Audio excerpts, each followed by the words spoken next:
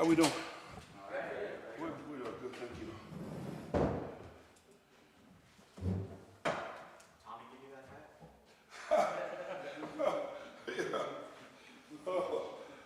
Mike, you know you're good in the back. Test two. Are we good? Awesome. All right, we're good. Thanks for being here, everybody. We'll start with a very brief opening from Coach, and then we'll take questions. Well, first of all, I'm so thankful and excited that we had over 50 professors out there today. You know, I think that's an important piece of this program, the academic piece and the support from our faculty. So to have a big group in that regards, and they were able to sit in the meetings and kind of have a little bit of snapshot of what our guys' daily routine is. You know, it's important. It's important for us to continue to have that, and it's reflective of the GPAs and the standard that Coach Brennan has set forth for our program. So it was cool to see them out there, and as well as some of the community Pop Warner teams that are out there. You know, I think our guys tend to forget sometimes that their platform is a huge one, especially from the community here in Tucson, and to have young people come here and take a look at Noah or Spivey or Mace and some of those guys, it's a big deal. And so just really thankful that we're all able to be here with us this afternoon's work. So I'll open up for question. Thank you, Coach. We'll start with Justin and Mike. So as far as newcomers and guys that you guys added in the portal, not a lot of defensive linemen, but we've heard that you guys are very confident in the guys that you have coming back. What about the group and the guys that are returning gives you confidence? I mentioned before, you know, you got Leroy. Leroy trimmed his body down. He's gotten stronger, quicker. Having Trey to be one of the older guys to be back, he brings an element on the edge that it just made just right for this conference. And so we're excited about his leadership. He brings that mature sense and presence for the room. You know, you got Mace, who's played a lot his first year last year, but he's a kid that's still motivated to improve. With Dom Lolesio, gotten stronger, and you can see he's probably right now the most improved in the room, just from a technician, and effort and in the power at the point. And then you got a lot of young guys that are in the fold now with Prince, Keatron, and the one of the surprise one is Kaisi. Those three are supposed to be still at high school level, and yet they're here, but they bring an athletic trait to them, and then they also are going to be pushing some of the older guys for playing time. Victory has been a pleasant addition.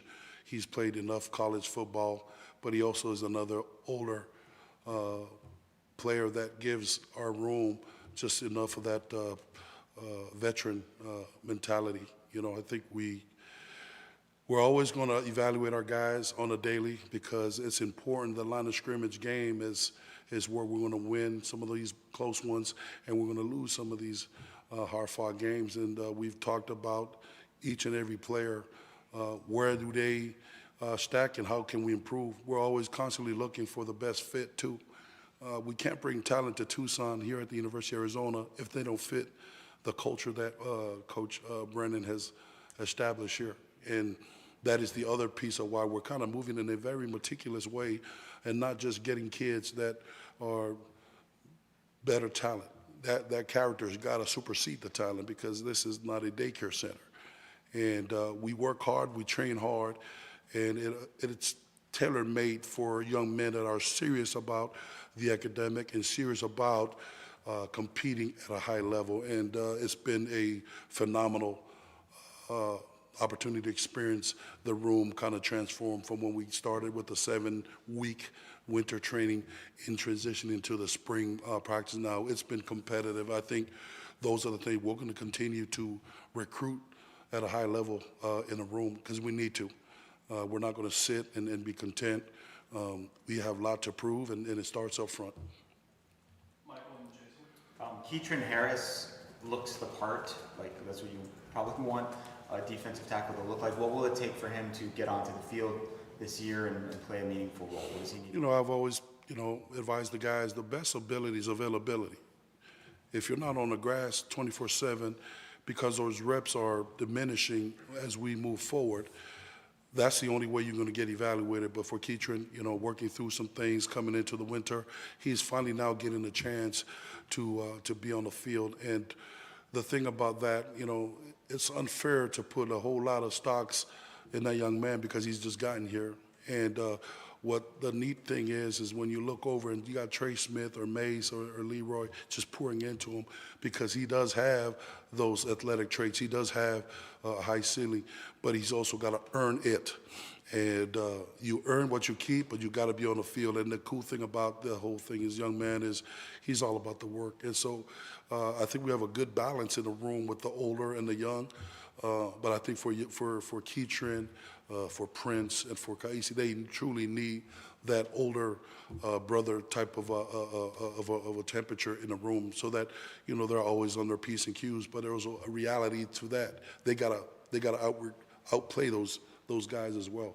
And so today was a good day. He continues to show up. We just got to continue to get on football shape. That's probably the biggest equalizer for Keatron. Jason and Chris. You mentioned it, and Danny Gonzalez said pretty much the same thing, that Dominic Alessio has improved a ton. What has gone into that, and why do you think that is? I think everybody's got to understand, everybody's body makeup is different. Obviously, Dominic had to play by default, right? I don't know if they had injuries, but he was a young man that came in and was thrown into the fire immediately when he got here. Truly, his body's still changing. I think that's what's happening from a year ago to now. I've always said that Dom is still changing his body. He's getting stronger. He will be stronger. And the things that we continue to work on with the technique, the fundamentals, it's going to be highlighted as he gets stronger and more faster, and the mobility piece. And that's what's happening. But you also got to know the room. Dom is different makeup from Leroy. Leroy's different from Trey. And so as a coach, you have to understand those pieces and then play to their strength while addressing some of the things that they're not better at. That's probably one of the hands down biggest thing for Dom. He understands that he needs to perform well in the weight training, in the nutrition piece, for that to be reciprocated on the football field. And that's what you're seeing now, and it's cool because he's the guy that, when you're talking about, we're always talking about the guys to find your edge. Finding your edge is doing the extra, the in-between, the unrequired. He is constantly in the building. He looks at film.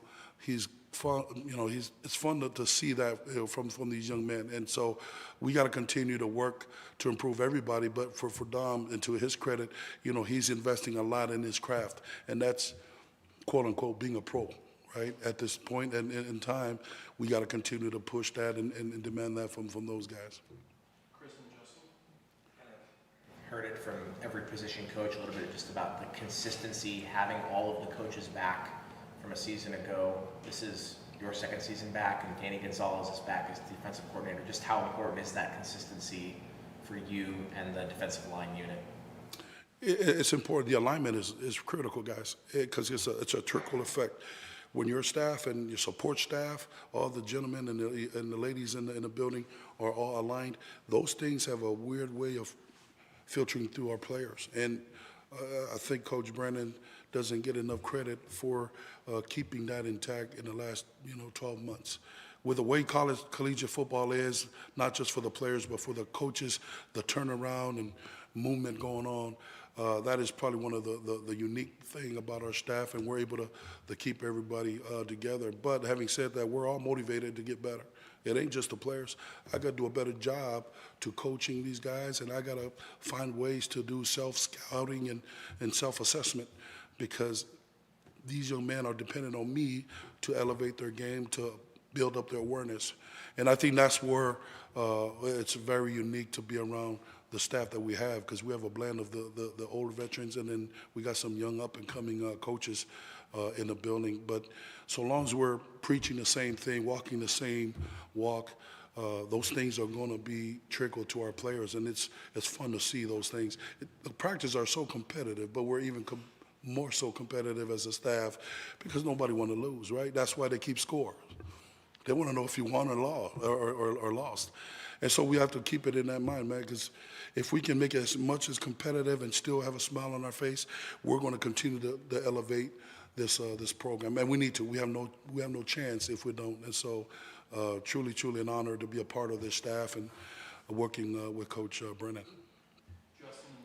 Obviously, you don't want to have injuries, but considering Trey Smith's situation, working another year with you, how do you think this upcoming year could help him get better and get prepared for the NFL? It's that's the nature of the beast. When you play a game of football, you're never going to be 100%. You're never going to feel that way. And for Trey's credit, he's accumulated a lot of playing time over the years. But I think where we're already kind of making strides on is his awareness, his football IQ. He's starting to pick up a lot of different things about formation tendencies. He's also finding out more about his movement and mobility. So we're working in phases. We're trying to address some of his mobility improvement so that he can be a little bit more faster, a little bit more flexible in turning tight corners, but also recognition of what the offense is trying to do pre-snap. I think probably the most awesome thing is he's open to be coached. It's a rare now you have an older player with a lot of college playing experience not be coachable. That young man there, he's a bona fide leader. He leads by example. And if I can get 3 or 4 of Trey Smith every year, this thing here is going to be through the roof. And I think I really respect him for just allowing me to walk this football journey with him and sharing with him, seeing some of the things that, he's probably not comfortable in hearing, because it's only then when you're vulnerable to receive the critical input. And we all need feedback. I need feedback. I remember Coach Tomey when he was around when I was a player and now coaching in the college. I've always called upon him to give me the feedback. Where do I need to get better as a coach, right? But I'm one of the guys that I truly believe that if I can receive some of those things as a person, as a professional, then I'm going to be able to help the players out as a coach now. And Coach Trey Smith is just a bundle of joy to be around. He works hard. He doesn't complain. He doesn't whine, and he's always pushing himself. So we're looking forward to continue to get his body right and have him attack this summer, getting ready for the fall season. Where is Zach Salave'a at in his conditioning and getting better? How would you describe his You're going to have to really look now, because he's lost about 30, 40 pounds. He's working his way now to a point where now he's able to get on the field. He's got a couple of things that he's kind of worked through in his return on the field. But in the last few days, he's starting to show back up. And I think he's another young man that's continued to change his body. He's not there yet, but he's going to give himself a chance now, because he was a late addition to the team. And it's so unfair for the young man to come here and the season's already kicked off, and you're trying to put all those expectations on him. He's finally settling in with the nutrition, with the weight training, and now with the football piece, because he's another young man that's a late bloomer. He did not play football 5 years ago, right? But through some miraculous interaction with one tourist, and next you know, he's leaving Australia for the Midwest, of all places, to play ball and try to pursue this thing. So he's another young man with a high ceiling, with a lot of underdeveloped traits that I'm fired up for, and he's going to be a big part of our front this year and moving forward. Chris?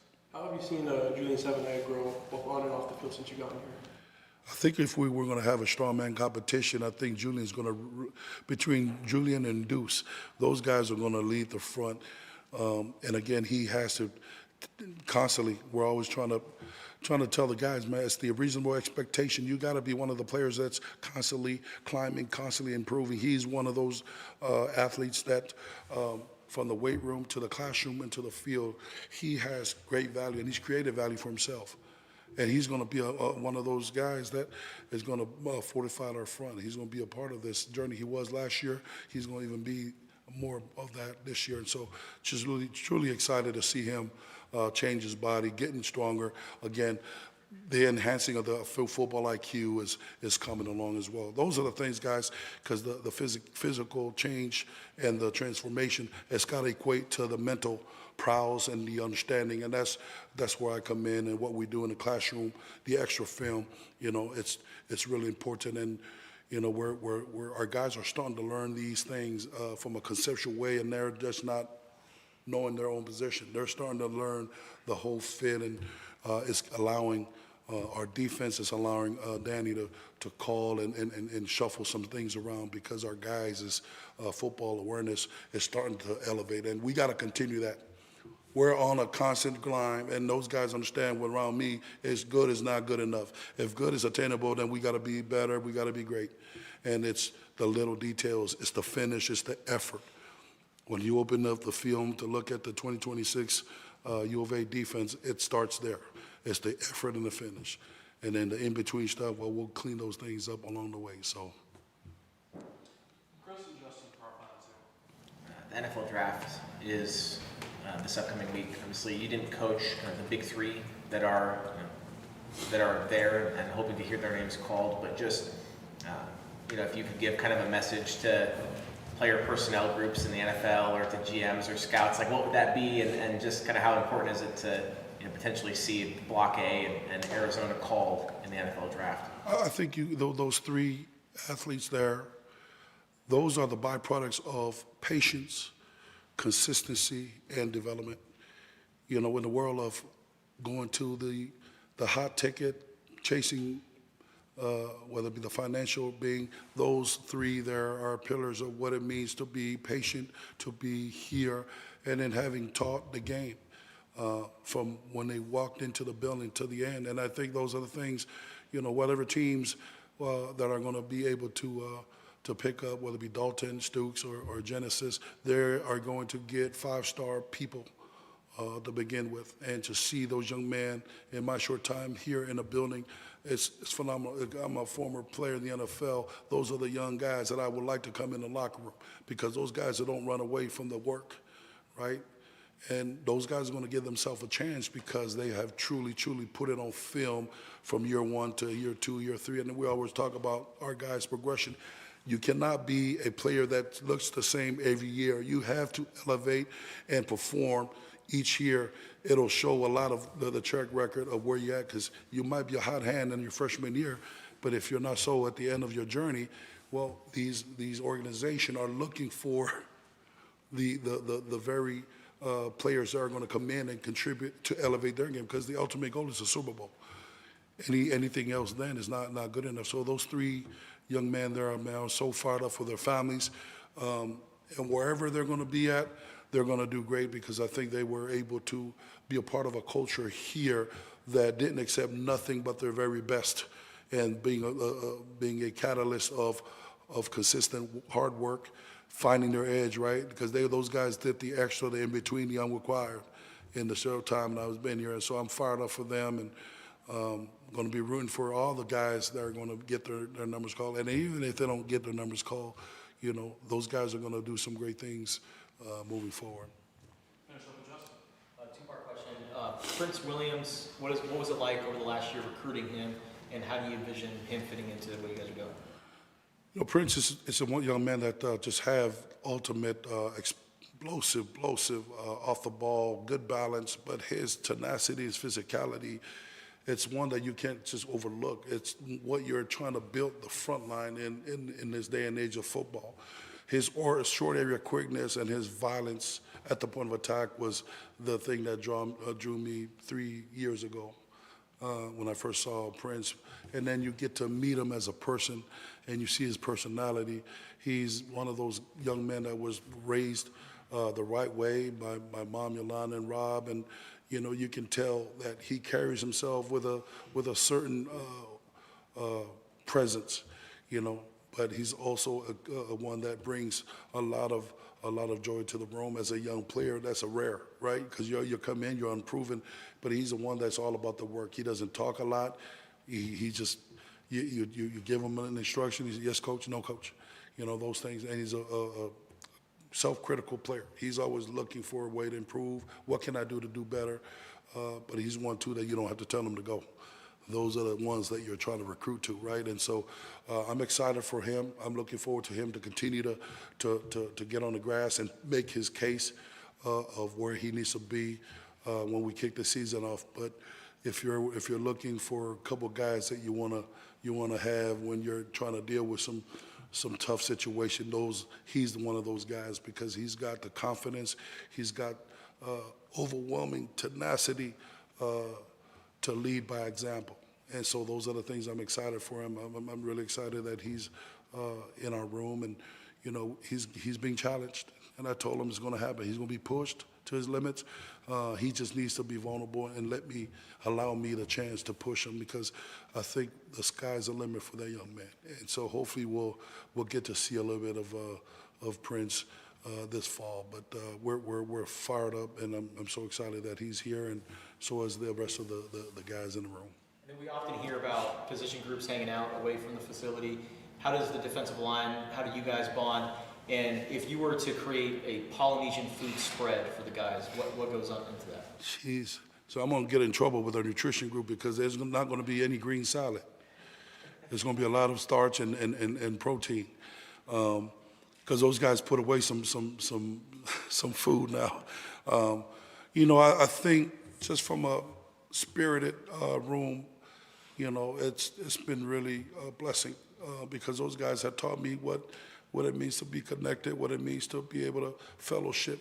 And I don't have to create so much of that.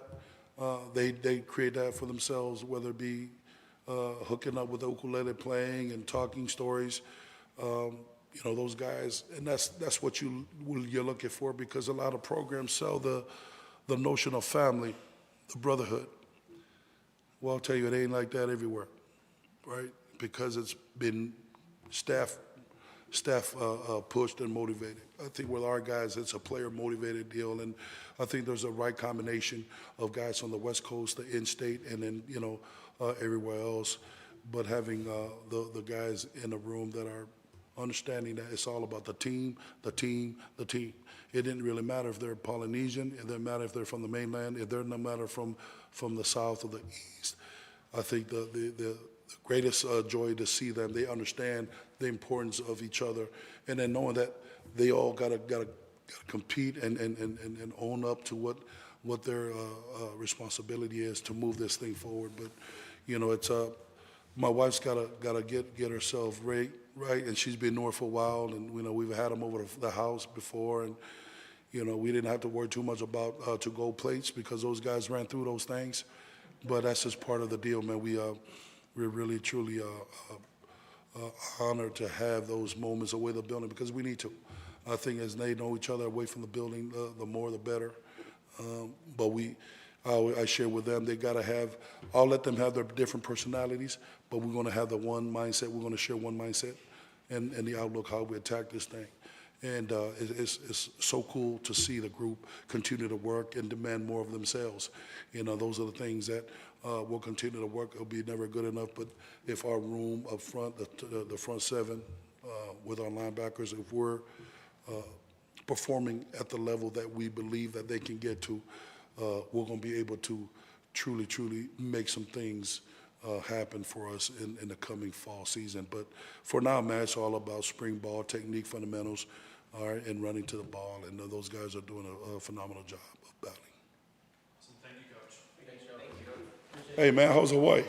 Oh, it's beautiful, man. Beautiful. Stayed in Peru. Oh, shoot, yeah. But Yeah. I went all around Oahu. It was awesome. Went to Waimanalo, where Team Max Sure, from, and yeah. saw God's country. It was cool. It's good. I know that Benji and some of our guys are going out for outreach.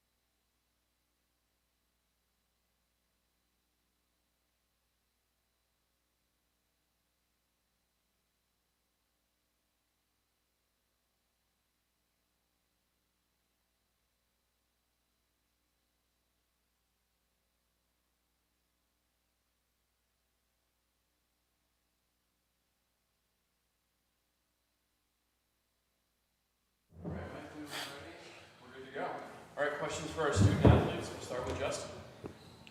So good to see you guys.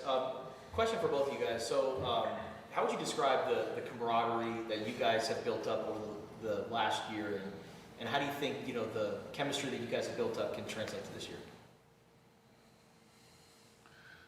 I'll say coming from last year, you could definitely see on the field we're more comfortable talking to each other, playing more harder for each other, and just, you know, off the field, just that bond, like, you know, that genuine love for each other, it just naturally carries over, you know, on the field, like at least for this spring ball, yeah.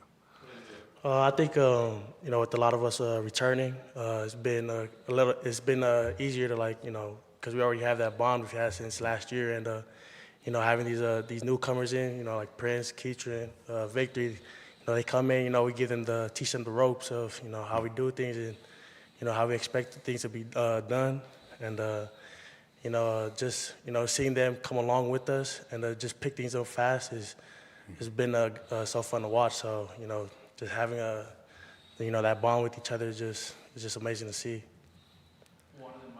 Julian, how do you think you've grown since you've gotten to Tucson? Say as a player, just technically, I'll say more sound in my technique, and as a person, spiritually, man, I've met a lot of people that have helped me along the way to just become not only a better player on the football field, but just become a even better person off the field.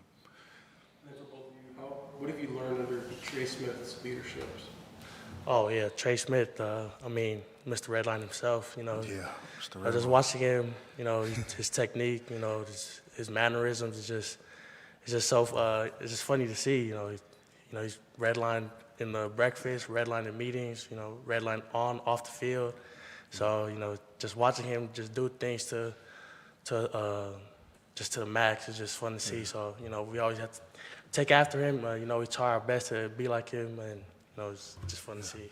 And yeah, to piggyback off what he's saying, like, he's not even like overstating that. Like, Trey Smith, everything he does is like 100 effort, everything. Like, just from the way he presents himself in the locker room, breakfast, showing up to meetings.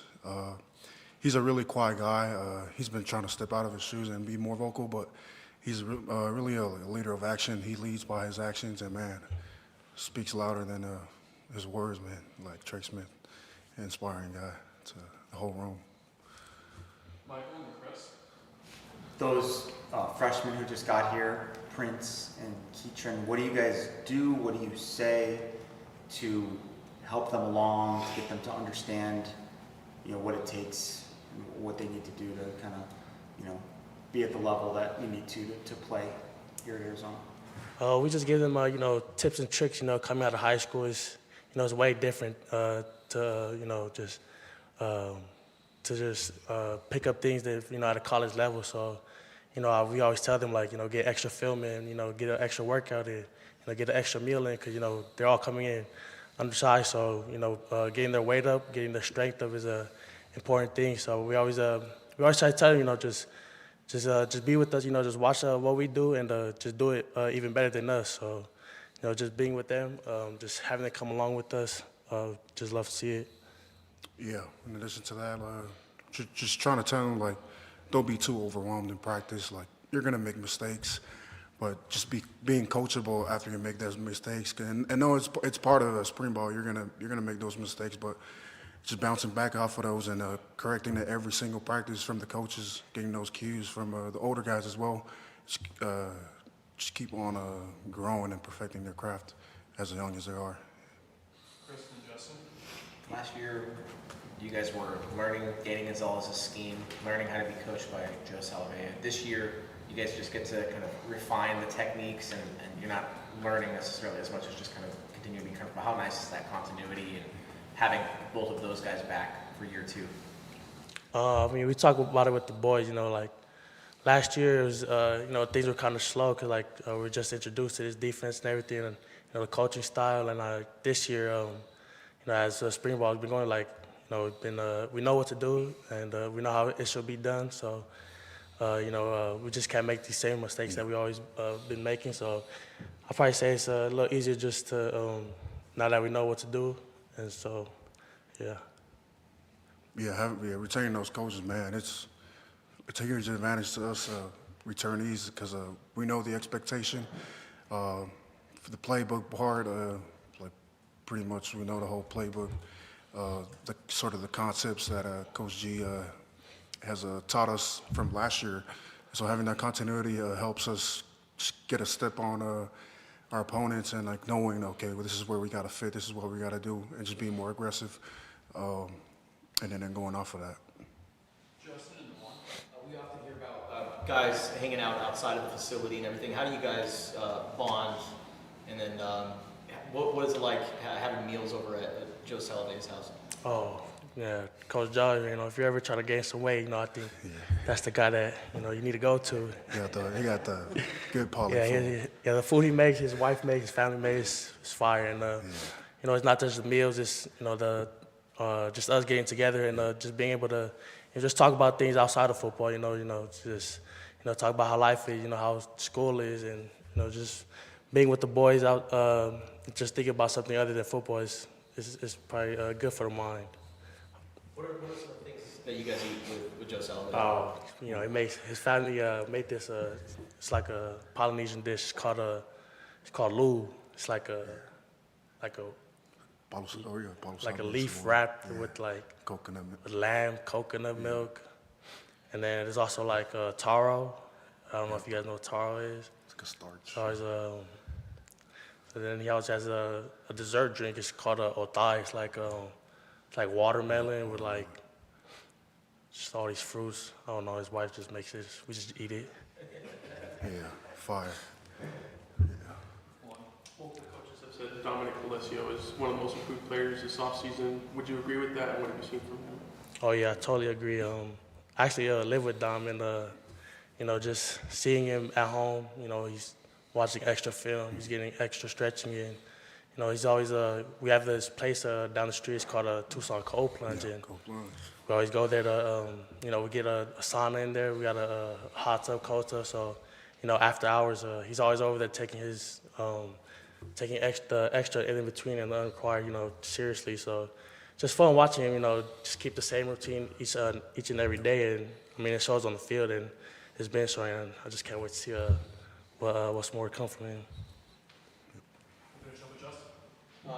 It's funny that you mentioned that when you go to Joe Salave'a to gain weight, and then Zach Cialepa's over here losing weight. How impressive has he been about just the process of losing weight, and how do you think this is going to set him up for a good year this year? Zach's my roommate, and when he moved in, that was one of the things. He's like, I talked about was his diet, and man, he's just been locked in this off season with what he's eating from the morning till dinner time, just consistently monitoring like what he eats or what he shouldn't be eating, and I think that's gonna be dangerous because he's already a big man, so like cutting that weight off, man, that's a big guy moving fast. We've heard from the coaches that you have kind of helped him be accountable about that. What's it been like living with him and just kind of going through the process of losing weight?